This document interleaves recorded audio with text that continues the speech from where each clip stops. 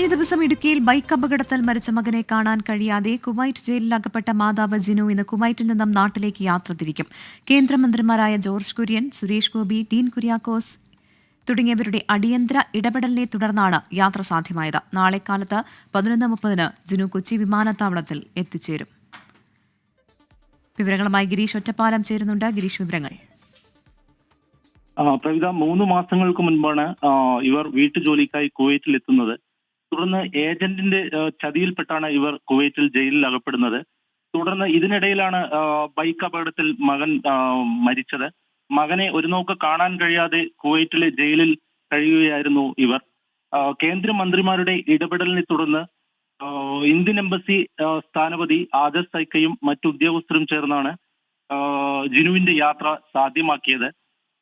3 മാസത്തിലധികമായി ഇവർ കുവൈറ്റിൽ വന്ന് ആദ്യം ഒരു വീട്ടിൽ ജോലിക്ക് പ്രവേശിക്കുകയും അവിടെ സ്പോൺസറുടെ ചില പ്രശ്നങ്ങൾ കാരണം മറ്റൊരു വീട്ടിലേക്ക് ഇവർ ജോലിക്ക് പോവുകയും തുടർന്ന് ഏജന്റ് ഇവരെ ചതിയിൽപ്പെടുത്തുകയായിരുന്നു.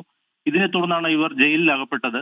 ദിവസങ്ങളായി നാട്ടിലേക്കുള്ള യാത്ര സാധ്യമാവാതെ ഇന്ന് രാത്രിയാണ് ഇവർ കുവൈറ്റിൽ നിന്നും മുംബൈ വിമാനത്താവളം വഴി നാളെ കാലത്ത് 11:30 കൊച്ചി വിമാനത്താവളത്തിൽ എത്തിച്ചേരുന്നത്.